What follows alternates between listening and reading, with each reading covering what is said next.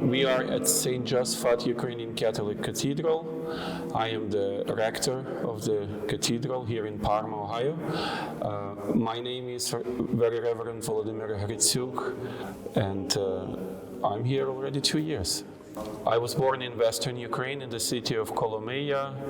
I went to school there. After that, I went to the Archdiocesan Seminary in Lviv, in Western Ukraine, for 2 years. After that, I was 6 years in Austria, in Innsbruck, did my master's degree in theology there. After that, I had postgraduate studies in Augsburg, Germany, Bavaria. And 2007, I came to United States as newly ordained priest. And since then, I'm here in the United States. I was pastor at St. Mary's Ukrainian Catholic Church in Solon, Ohio, and since 2 years appointed here as director of the cathedral. So you've been here long enough to see the last gas price surge? Yes, not only the last one. Ukrainians are here in Ohio since the beginning of 20th century. The first church that was built here, I believe it's 1908. St. Peter and Paul in Tremont here in Cleveland. It's still there. This parish is still there. From there, Ukrainians, after the Second World War, moved more south here to Parma. There are several parishes here in Parma, Ukrainian Catholic parishes. There is a community in Lorraine, there is a community in Solon, there is a community in Akron. So basically, Ukrainians are present here in Ohio since more than 100 years. So you arrived 99 years later. Yes. We're talking about immigration to Ohio in waves. There were different waves. So the first wave was beginning of the 20th century. Of course, those people, they do have family in Ukraine, but this family is farther away from them. Sometimes they already lost the connection. Then there are people from after Second World War. They do have families, cousins, and everything in Ukraine. And the wave here now, after the falling of Soviet Union, of course, we have immediate family in Ukraine. We have brothers and sisters, in-laws, we have parents there, and we are, some of them are on the run in Poland, basically bringing women and children to the safety, because when the Russians attacked almost 2 weeks ago, they hit the airfields in the whole territory of Ukraine and infrastructure, and it did look like Russians will want to take over the whole Ukraine. So in order for people to survive, so many family members, they went to Poland and to other neighboring countries to save their kids. Basically, the people that coming to Ukrainian liturgies, divine liturgies, which is 8 o'clock in the morning and 11 o'clock, 11 a.m. on Sunday, most of them have family members there, and they are worried. I see people praying more. I see people even crying in the church because they don't know what's going to happen with them. Many of those family members are in territorial defense or on the run escaping Russian bombardments, and so that's how it is now. How much communication do you have with friends and family in Ukraine or neighboring countries? We're trying to call every day. To find out how they are, what they need, what's happening every day, basically. Ohioans or Americans in general, how can they support and encourage and help right now? Well, first, we appreciate very much this support that we already got from Ohioans, be it monetary or people bring clothes, supplies, and everything. Some of our parishes are collecting it. the diocese has a campaign to collect, and many Ohioans answered that call. We're thankful for that. We also asking for prayer. We're asking for prayer because we are faithful people, we believe in God, and we want people who do evil to change, and we want Ukraine to survive. Because I believe that Russia attacked not only our territory, but attacked our existence. They do not acknowledge that Ukrainian as a nation or as people exist at all. They want us all to return to that Russian Empire and deny our existence. So basically, please pray for those people who do those atrocities in Ukraine, who attacked Ukraine. We need prayer, we need spiritual support. Then, of course, we need civil support.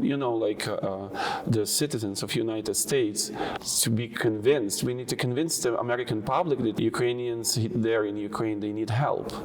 We need to convince them, because for many Americans and probably Ohioans too, even if they know some Ukrainians here, Ukraine is a country in Eastern Europe, and they probably never went there.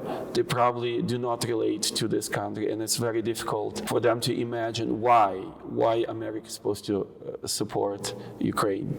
So we are working on that, to explain to them who we are, to convince them that we need their help, their prayers, and their support. And also we're asking for speaking up for Ukraine, going to their senators and congressmen to ask them to give Ukraine as much support as possible. And of course, we also asking for support to Ukraine, also militarily, give weapons for Ukrainians to be able to protect their homes and their families. So what we would like to see, to open United States borders for people that come from Ukraine, that have nowhere to go, especially for those first and foremost that have family members here that can help them to survive here, to integrate. Our community is ready to help, and that was always immigration policy of United States, to direct those who immigrate to United States to their own churches and communities, to get that support that people need first when they're coming here. And it didn't happen yet. There is no political will to open the border, and the programs needs to be created how that's supposed to happen. I believe that immigration services do have procedures in place how they can do it, and we're ready to come forward and help them with whatever we can. But we are asking to help families, those families who are now in Eastern Europe, waiting for any shelter, any help, because Poland, I believe it has 1.5 million people that escaped war in Ukraine, and other countries in Europe are taking people in, but it's way too many people for one country, or for those two countries that are bordering with Ukraine. So we are asking United States to help in that direction. People who were here on tourist visa, just visiting United States, they got this permission to stay here for 18 months, I believe. Last week, it happened last week. Well, I just hope that there is a political will for United States to help more, even with those people who are escaping from the war. Unless we get some of Ukrainians be able to come to United States, the only thing we can do is just send help to Ukraine, and at this point. And of course there is the political will in the United States to help Ukraine in any way will come when the public knows more about Ukraine, when they feel with Ukrainian people.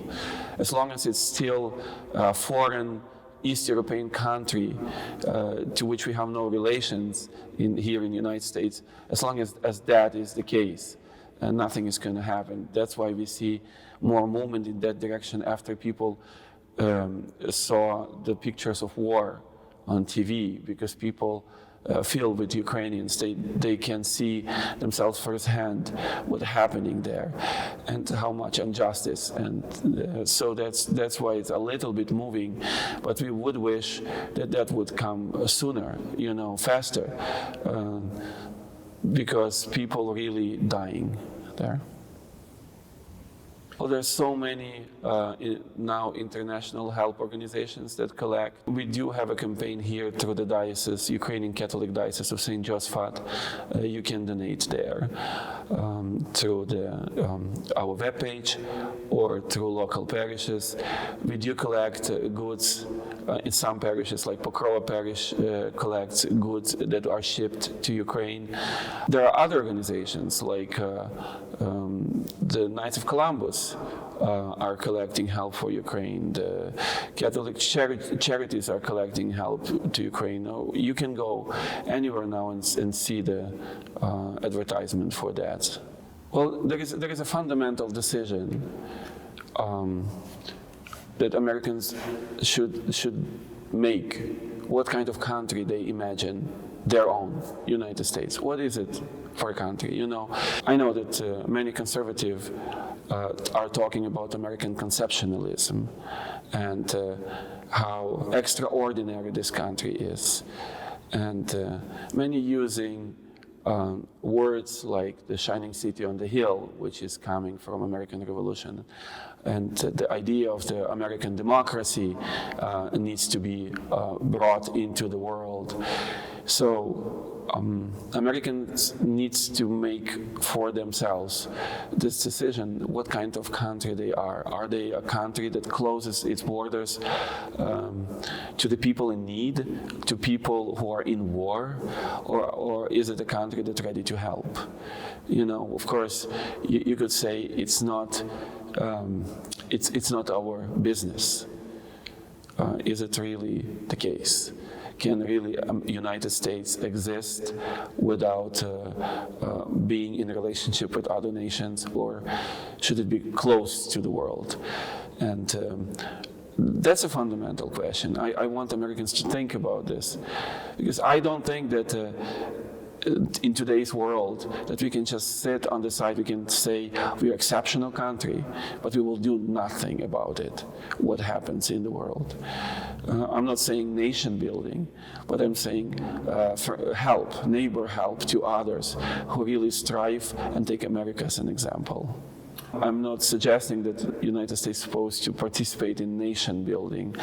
I'm thinking about this connection between people, other countries, other nations who really take America as this shining city on the hill, as an example of democracy.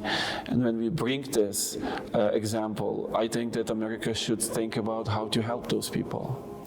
It is also our Christian faith that we cannot stay away if neighbor is in trouble. We cannot just watch as other people are killed. This is our responsibility as Christians, as Catholics, for me, to act. It requires, it's a moral duty to act, to help. Never stay aside and just watch what happens. Through the years, of course, Ukraine was in Soviet Union, and there are big connections to Russia and Ukraine through this time of Soviet Union. But what the world needs to know, Ukraine is its own nation and always wanted to be. It has its own language, it has its own culture that is different from Russian culture. We are in solidarity with all those people in Russia who see the truth and who speak up for Ukraine and for the whole world, wherever injustice happens.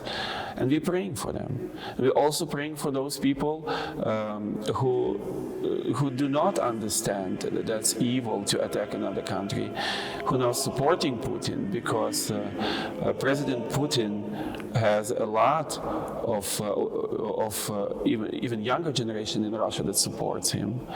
And we also see how he misusing even small kids. Yesterday, he took kids that are sick, I believe cancer sick kids, that supposedly demonstrated for Russia and for attacking Ukraine. So we're praying for everyone. We're praying for conversion of Russia, and we're praying that they one day, that they understand that that was a big mistake.